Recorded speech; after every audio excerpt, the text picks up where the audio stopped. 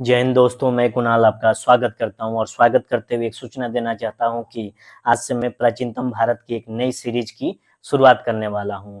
अगर आप पीसीएस या यूपीएससी के स्टूडेंट हैं तो आप मेरे साथ जुड़े रहिए और अपनी तैयारी को सुदृढ़ बनाते रहिए। तो आइए शुरुआत करते हैं प्राचीनतम भारत यानी कि एंशिएंट इंडिया। इसकी शुरुआत हम लोग नदी घाटी की सभ्यताओं से करेंगे। तो देखेंगे कि विश्व में कौन-कौन से स्थानों पर नदी घाटी की सभ्यताएं विकसित हुई। अगर बात करें तो भारत, पाकिस्तान और अफगानिस्तान में सिंधु घाटी की सभ्यता विकसित हुई। वहीं पर मिस्र में मिस्र की सभ्यता विकसित हुई नील नदी के घाटी के किनारे। उसके बाद इराक में दजला फरात नदी के किनारे मेसोपोटामिया की सभ्यता विकसित हुई। वहीं पर चीन में पानी पीली नदी के किनारे या वांगो नदी के किनारे पीली नदी की सभ्यता विकसित हुई। अगर इसको मैप पर हम नजर दौड़ाएं तो ये रहा अपना मिस्र वाला पार्ट, ठीक है।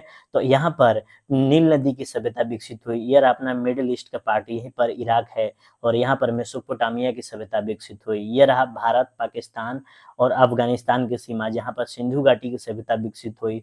और वहीं पर ये रही अपनी चीन।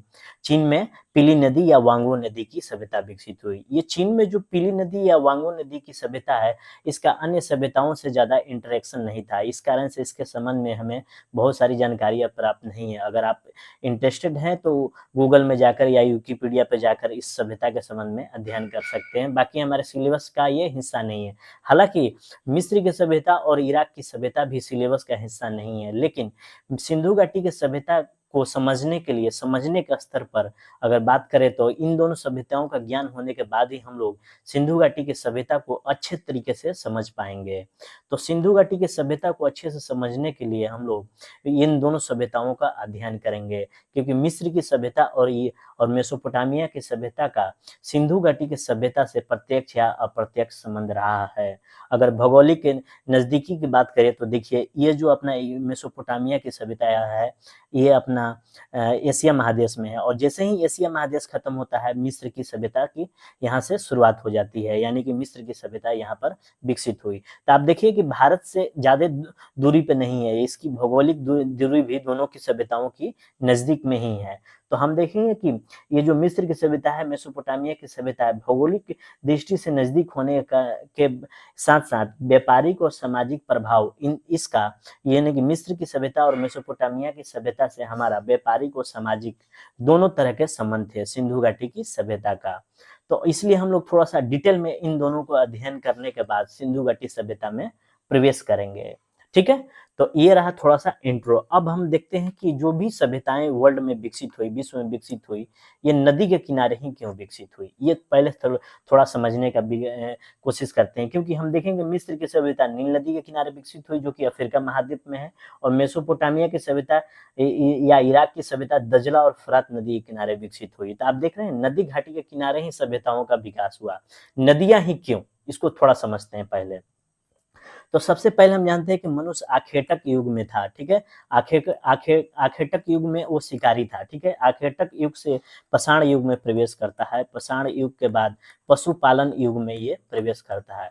जैसे ही मनुष्य पशुपालन युग में प्रवेश करता है तो पशुओं को पालने लगता है और कृषि करने लगता है। अगर पशुओं को पालन करेगा, कृषि करेगा, तो इसको किस कृषि की जरूरत पड़ेगी, तो भाई जल की तो जरूरत पड़ेगी ना। उपजाऊ मिट्टी की जरूरत पड़ेगी, जल की जरूरत पड़ेगी और चारे की जरूरत पड़ेगी। लेकिन क्या होता था, शुरुआत में पानी और चारा के तलाश में लोग एक जगह से दूसरे जगह घूमते थे, क्योंकि जहाँ पानी और चारा मिला वहीं लोग रुक जाते थे। जैसे ही पानी और चारा खत्म हुआ, वो वहां से पलायन करके दूसरे जगह पर जाने लगते थे। तो शुरुआत में क्या होता था कि पानी और चारा के तलाश में लोग घूमते थे, जिसे हम लोग घुमक्कड़ जाति कहते थे, जिसे यायावर जाति भी कहते हैं या नोमैडिक भी कहते हैं। लेकिन क्या हुआ कि कालांतर में एक ऐसी जगह मिल गई जो पानी और चारा का एक अस्थायी रूप से एक ही जगह पर मिलने लगा, वो थी नदी घाटियां, ठीक है। नदी घाटियां, नदी घाटियों में पानी, चारा और उपजाऊ मिट्टियां अस्थायी रूप से मिलने लगी, तो लोग वहां बसने लगे। और एक चीज और होती है कि नदी अपने साथ जलोढ़ मिट्टी लाती है, जो कि बहुत ही उपजाऊ होती है। इसके ऊपर वनस्पतियां बहुत अच्छी उगती है। देखिए वनस्पतियों बहुत अच्छी उगती है। नद इसमें गेहूं, घास और धान, इन सब चीजों से क्या हुआ कि जानवरों और मनुष्य को भोजन की उपलब्धता या खाद्य की उपलब्धता हो जाती थी। जानवरों को चारा की उपलब्धता हो जा रही है, सिंचाई के लिए यानी कृषि के लिए जल की व्यवस्था हो जा रही है, पेयजल की व्यवस्था हो जा रही है, और कृषि के लिए उपजाऊ मिट्टी उपलब्ध हो जा रही है। तो इस वजह से क्या हुआ कि लोग नदी के किनारे बसने की शुरुआत करने लगे, ठीक है। लोग नदियों के किनारे बसने लगे तो क्या हुआ कि नदियों के किनारे बसने से क्या हो गया कि सभ्यता का विकास करने वाली जो संस्था होती है, विचार, अर्थव्यवस्था अस्तित्व में आने लगी। और ये सब जब अस्तित्व में आने लगी तो हम देखेंगे कि लोग वहाँ बसना शुरू कर देंगे, और बसना जैसे जैसे शुरू करेंगे लंबे समय के बाद सभ्यताओं का विकास होना शुरू हो जाता है। इसलिए विश्व की जो भी प्राचीनतम सभ्यताएं हैं नदी घाट के किनारे ही विकसित हुई है, ठीक है। तो अब ये रही कि कारण क्या रहा, अब समझ गए कि सभ्यताएं जो है नदी के घाटी के किनारे ही क्यों विकसित हुई। और उसमें सबसे पहले अपनी एक सभ्यता की बात करें तो सबसे पहले अपनी सभ्यता होती है मिस्र की सभ्यता। 3500 बीसी में इसकी शुरुआत होती है। इसके कार्यकाल को देखें तो 3500 बीसी होता है। और मिस्र को हम अन्य नामों से इजिप्ट के नाम से भी जानते हैं। किस नाम से? इजिप्ट के नाम से भी, ठीक है। इसको दिमाग में रखिएगा।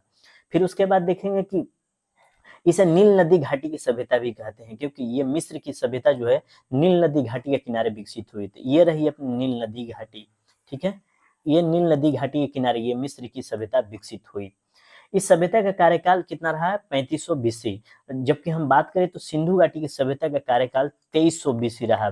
मान्यता के अनुसार हम देखेंगे तो ये जो 1200 साल का गैप रहा इन दोनों सभ्यताओं के बीच में। कितने साल का गैप रहा है? 1200 साल का गैप रहा है इन दोनों सभ्यताओं के बीच में। यानी कि मिस्र की सभ्यता सिंधु घाटी सभ्यता से 1200 साल पुरानी है। इसको माइंड में रखिएगा। और हम अपने इतिहास की शुरुआत 3500 बीसी से कर रहे हैं। इसको यहाँ से हम लोग एक सिस्टमेटिक डेट वाइज पढ़ेंगे, जिससे हमारा इतिहास बहुत बेहतर हो जाएगा। इसके बाद देखते हैं कि मिस्र की सभ्यता नील नदी घाटी में विकसित हुई। और जो नील नदी है विश्व की सर्वाधिक लंबी नदी है। ये जो नील नदी क्या है? विश्व की सबसे सर्वाधिक लंबी नदी है। और इसकी लेंथ की बात करें तो इसकी लेंथ लगभग 6700 किलोमीटर है। तो आप देख लीजिए कितनी लंबी नदी है। और इस कारण से क्या हो गया कि नील नदी मिस्र में पानी का सबसे बड़ा स्रोत है, यानी कि प्राइमरी सोर्सेस ऑफ वाटर है। ये नदी जो होती है, ये जो नील नदी है, ये दो पहाड़ों के बीच में बहती है, ठीक है। दो पहाड़ों के बीच में बहती है। और कहाँ से शुरुआत होती है? ये विक्टोरिया झील से निकलती है और भूमध्य सागर में अपना जल गिरा देती है, ठीक है। इसको इतना ध्यान रखिएगा। नील नदी के संबंध में मैंने थोड़ा सा जानकारी दे दिया है। अब इस नदी में खासियत क्या होती है? इस नदी में साल में एक बार जबरदस्त किस्म का बाढ़ आता है। क्या आता है? बाढ़ आता है। अगर बाढ़ आएगा तो आप देखेंगे कि आसपास की भूमि क्या हो जाती है? उर्वर हो जाती है, ठीक है। और उर्वर हो जाने के कारण क्या हो जाता है? वहां पर बहुत अच्छी फसल उगती है। फसल उगेगा, ठीक है। तो अब देखेंगे कि नदियों के किनारे हम कृषि कर ले रहे हैं, हम आसानी से वहां पर बस जा रहे हैं। तो वहां से क्या होता है कि चीजों से लगाव शुरू हो जाता है। वहाँ समाज विकसित होने लगेगा, अर्थव्यवस्था विकसित होने लगेगा, बाजार विकसित होने लगेंगे। तो इससे क्या होगा? ये सारी चीजें विकसित होने से क्या हो गया कि आपको एक चीज का हो जाएगा कि एक ऐसी संस्था चाहिए जो इन सब चीजों के लिए एडमिनिस्ट्रेशन के लिए कुछ करने के लिए तो चाहिए ना। ये सारी व्यवस्था हो गई, बाजार की व्यवस्था हो गई, कृषि होगी, भूमि पर अपना अधिकार लोग जमाने लगे। तो इन सब व्यवस्थाओं को सुव्यवस्थित करने के लिए एक पद सृजित हुआ जिसे हम लोग राजा कहते हैं। ये भारत में भी होगा, अन्य जगहों पे भी होगा। तो राजा पद यानी कि प्रशासन के लिए एक पद विकसित हुआ, राजा। तो मिस्र के राजा को हम लोग क्या कहते हैं? फराउन। क्या कहते हैं? फराउन। और इसे अन्य नामों से फ्राउन के नाम से भी जाना जाता है, जिसका शाब्दिक अर्थ होता है बड़े मकान में रहने वाला। इसके बाद हम लोग देखेंगे थोड़ा सा आगे कि ये वहां पर हम जानते हैं कि वर्ष भर में एक ही बार बाढ़ आता था और पानी वहां पर उपलब्ध हो जाता था। लेकिन पूरे वर्ष भर पानी न होने के कारण, पानी की कमी के कारण मिस्र में नहरों का विकास हुआ। किस चीज का विकास हुआ? नहरों का विकास हुआ, ठीक है। नहरों का विकास हुआ। और ये जो नदियां हैं आवागमन का साधन भी बनी, और आवागमन के साधन भी बनी, जिससे व्यापार हुआ करता था, ठीक है। और इसके अलावा नदियों के किनारे बड़े बड़े पत्थर मिलते थे। इन पत्थरों का उपयोग मकान बनाने में किया जाने लगा। यहाँ पर मैं जीएस पॉइंट ऑफ व्यू से मिस्र की सभ्यता को एक्सप्लेन कर रहा हूँ, ठीक है। पॉइंट वाइज एक्सप्लेन करता जाऊंगा। तो यहाँ पर जो है नदियों के किनारे जो बड़े बड़े ये पत्थर मिलते गए, इन्हीं पत्थरों से पक्के मकान बनाए जाने लगे। हालांकि कच्चे मकान के भी सबूत वहां पर मिले हैं, ठीक है। इसके अलावा एक चीज और बहुत खासियत है यहाँ का कि नदियों के किनारे सरकंडा मिलता था। क्या मिलता था? सरकंडा। सरकंडा आप जानते हैं? सरकंडा एक प्रकार का घास होता है। थोड़ा सा पेन एक बार ले लेता हूँ। सरकंडा होता है, देखिए ये वाला पार्ट है, यहाँ देखिए ये सरकंडा रहेगा। इन्हीं सरकंडे से हम लोग इसको अंग्रेजी में क्या कहते हैं, पाइपरस, क्या बोलते हैं, पाइपरस, ठीक है। ये सरकंडे को क्या बोलते हैं, पाइपरस। इस पाइपरस का उपयोग किसके लिए किया जाता था, कलम और कागज बनाने के लिए। ये क्या हुआ कि जब इस पाइपरस एक सरकंडा होता है, इसका उपयोग किया कि कलम बनाने का किया गया, और इसी पाइपरस से ही कागज बनाया गया। तो कागज का अंग्रेजी पेपर होता है, तो देख रहे हैं मिलता जुलता नाम है। तो यहाँ से क्या हुआ कि पेपर आ गया, कागज आ गया, तो किस चीज का विकास हुआ, लेखन कला का विकास हो गया। तो मिस्र की सभ्यता का अगर विश्व में योगदान की बात करें तो मिस्र की सभ्यता ने लेखन कला हमें दिया। किस चीज का दिया, लेखन कला का विकास कहाँ से हुआ, मिस्र की सभ्यता से हुआ। फिर है उसके बाद क्या होता था कि यहाँ के लोग वर्षों तक घुमा करते थे, ठीक है ना। घूमने के कारण क्या हुआ कि खुले आसमान में ये वर्षों घूमते थे, खुले आसमान के नीचे ये वर्षों घूमते थे। इस कारण से क्या हुआ कि यहाँ पर जितने भी तारे नक्षत्र ग्रह है इनको ज्ञान होता चला गया, और कई वर्षों तक आप घूमेंगे तो एक स्थिति के मालूम चल जाएगा कि ये नक्षत्र ये ग्रह यहाँ से उगते हैं, इस टाइम पे उगते हैं, इनकी स्थिति ये है। तो इन तारों नक्षत्रों की गणना के आधार पर इन्होंने ज्योतिष विद्या का हमें विश्व को दिया, यानी ज्योतिष विद्या का देने में विश्व में योगदान इसका रहा है मिस्र की सभ्यता का। हालांकि अरब देशों का भी योगदान रहा है ज्योतिष विद्या में, एस्ट्रोलॉजी में। तो अगर बात करें तो मिस्र की सभ्यता की दो देन क्या रही भाई, लेखन कला दिया मिस्र की सभ्यता ने, और ज्योतिष विद्या मिस्र की सभ्यता ने दिया। उसके बाद इस सभ्यता की एक सबसे शानदार चीज होती है पिरामिड। क्या होती है, पिरामिड, ठीक है। इस सभ्यता की सबसे शानदार चीज क्या होती है, पिरामिड। ये देखिए पिरामिड होती है। तो ये जो पिरामिड जो होता था आस्था और विश्वास को व्यक्त करता था। ये पिरामिड क्या होता था, आस्था और विश्वास को व्यक्त करता था। और ये जो पिरामिड था राजा महाराजाओं की समाधि होती थी। क्या होती थी, राजा महाराजाओं की समाधि। और मिस्र के लोगों का मानना था कि व्यक्ति के मृत्यु के बाद आत्मा जीवित रहती है, इसलिए शव को सुरक्षित रखने के लिए, ये शव को सुरक्षित रखने के लिए इसके शरीर के आंत एवं हृदय को खोखला करके इसमें अलकतरा भर दिया जाता था। जो अलकतरा, ठीक है, अलकतरा भर दिया जाता था, जिसे इंग्लिश में ऑयल तार भी कहते हैं। तो देख लीजिए कि 3000 बीसी के दौरान इन लोगों को मालूम था कि शव को सुरक्षित कैसे रखा जाए। आज एक दिन अगर लाश को छोड़ दिया जाए तो वो सड़ने लगता है, लेकिन फिर भी ये आज ये लाश अभी भी सही अवस्था में है। तो ये क्या करते थे, शव शरीर के आंत एवं हृदय को खोखला करके उसमें क्या भर देते थे, अलकतरा, जिसे इंग्लिश में ऑयल तार कहते हैं, ठीक है। तो लेकिन उसके बाद हम देखेंगे कि जो ये जो ऑयल तार है चाहे अलकतरा है, इसको फारसी भाषा में क्या कहा जाता था, मोमियाई। क्या बोलते थे, मोमियाई। इस ऑयल तार को फारसी भाषा में मोमियाई कहा गया, मोमियाई, ठीक है। इस मोमियाई कहा गया, इसलिए इस शव को क्या कहा गया, मम्मी। ये जो शव है इस शव को क्या कहा गया, मम्मी। ये शव आज भी सुरक्षित है। देख लीजिए कितनी टेक्नोलॉजी उस समय विकसित थी। मिस्र के लोगों की मान्यता थी कि आत्मा कभी भी आकर इसमें प्रवेश कर जाएगी। तो आत्मा कभी भी प्रवेश कर जाएगी। और शव, तो इस कारण से क्या होता था कि शव के आसपास वे सारी चीजें रख दी जाती थी जो उसकी जरूरत की थी, जैसे कि कपड़े, हथियार, खाने पीने की चीजें, ये सारी चीजें रख दी जाती थी। तो उसकी जरूरत की सारी चीजें रख दी जाती थी शव के पास। और मम्मी चोरी ना हो जाए, जो ये जो मम्मी है ये चोरी ना हो जाए, इसके लिए ये पूरी संरचना बना दी जाती थी। ये पूरी संरचना बना दी जाती थी जिसे हम लोग पिरामिड कहते हैं, ठीक है। ये देखिए पूरी संरचना बना दी, उसे क्या बोलते हैं, पिरामिड। तो एक एक विश्व में सबसे प्रमुख खास पिरामिड का नाम है the great pyramid of Giza. The great pyramid of Giza, इसको ध्यान रखिएगा। The great pyramid of Giza विश्व के 7 आश्चर्यों में से एक है, इसको ध्यान में रखिएगा। और इसको कब बनाया गया था, 3000 बीसी के दौरान। तो ये रहा पिरामिड का परिचय। अब मैं एक छोटी सी एक इंटरेस्टिंग कहानी सुनाता हूँ, आपको अच्छा लगेगा, सुनिएगा। ये मिस्र की सभ्यता से ही जुड़ी हुई है। एक रानी होती है सेलुपात्रा, इसे हम लोग क्लेओपाट्रा भी कह सकते हैं, क्लियोपाट्रा। मिस्र की रानी का नाम क्लियोपाट्रा थी। ये रानी बहुत ही सुंदर है, आप देख लीजिए कितनी सुंदर है, ठीक है।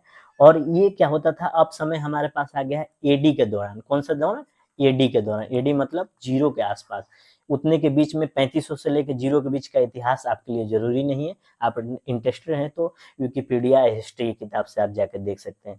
तो एडी के दौरान 0 के आसपास हम पहुंच गए हैं चीजों को।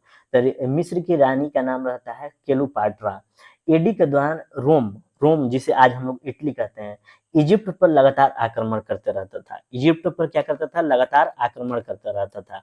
ये देखिए यहाँ पर, ये रहा इजिप्ट, मिस्र, और जैसे ही भूमध्य सागर पार करेंगे ये आसपास इटली हुआ। यहाँ से ये हमला हमेशा होते रहता था, यानी कि ये रोम था जिसे आज इटली कहते हैं, तो बार बार हमला करते रहता था इस पर। तो ये एक रानी क्या करती थी कि बहुत ही चालाकी से अपनी सुंदरता का उपयोग करती थी, और यहाँ पे जो भी हमलावर आते थे, इनकी सुंदरता पर मोहित हो जाते थे और युद्ध हार जाते थे। तो ये क्या करती थी, जो क्लीयोपात्रा रानी थी, अपनी सुंदरता का उपयोग करती थी अपनी साम्राज्य की रक्षा करने के लिए, तो जीतने के लिए और अपने साम्राज्य की रक्षा करने के लिए। लेकिन एक सख्त लौंडा आता है, बहुत ही सख्त रहता है, वो पिघलने वाला नहीं, उसका नाम रहता है अगस्तस। क्या नाम रहता है? अगस्तस। अगस्तस याद रखिएगा। ये क्या होता था कि रोम के सेनापति अगस्तस ने ये इस क्लीयोपात्रा के मोह जाल में नहीं फंसा, इसकी सुंदरता के मोह जाल में नहीं फंसा, और मिस्र की राजधानी सिकंदरिया पर हमला किया एवं उस पर जीत लिया। मिस्र की राजधानी सिकंदरिया पर हमला करके मिस्र को जीत लिया, और उसके बाद क्या हुआ कि जो क्लीयोपात्रा थी, जहर खाकर अपनी जान दे दी, और मिस्र रोम का एक प्रांत बन गया। ठीक है, मिस्र क्या हो गया? रोम का एक प्रांत बन गया। ये जो मिस्र है, रोम जिसे आज इटली कहते हैं, उसका एक प्रांत बन गया। एक तथ्य और इसमें जान लीजिए कि एक जगह होती है मिस्र में ही, अलेक्जेंड्रिया। क्या होती है? अलेक्जेंड्रिया। अलेक्जेंड्रिया मिस्र की राजधानी थी बाढ़ के समय, जब बाढ़ आता था उस समय मिस्र की राजधानी थी। यहाँ पर नहरों का विकास हो गया था, नदियों के माध्यम से व्यापार होते थे, तो यहाँ पे व्यापार काफी उन्नत था, और मिस्र की सभ्यता में इसके मुख्य उत्पादन में गेहूं था। यहाँ पर भरपूर मात्रा में गेहूं का उत्पादन हुआ करता था। तो ये रहा अपना मिस्र की सभ्यता, जिसको मैंने पूरे डिटेल में आपको बता दिया। ठीक है, तो आप लोग ध्यान रखिएगा मिस्र की सभ्यता का क्या क्या योगदान रहा। तो एक शॉर्ट में थोड़ा सा देख ले, तो मिस्र की सभ्यता का विश्व में देन की बात करें तो इसने लेखन कला का दिया भारत विश्व को। उसके बाद ज्योतिष विद्या को दिया, उसके बाद पिरामिड की एक संरचना दी। ठीक है, तो इस तरह से ये योगदान रहा है विश्व में मिस्र की सभ्यता का। ठीक है, तो ये रही अपनी मिस्र की सभ्यता। अगले लेक्चर में हम लोग मेसोपोटामिया की सभ्यता का अध्ययन करेंगे। ठीक है, तो आज भर इतना ही रखते हैं। आपके सहयोग के लिए धन्यवाद। नमस्कार, जय हिंद।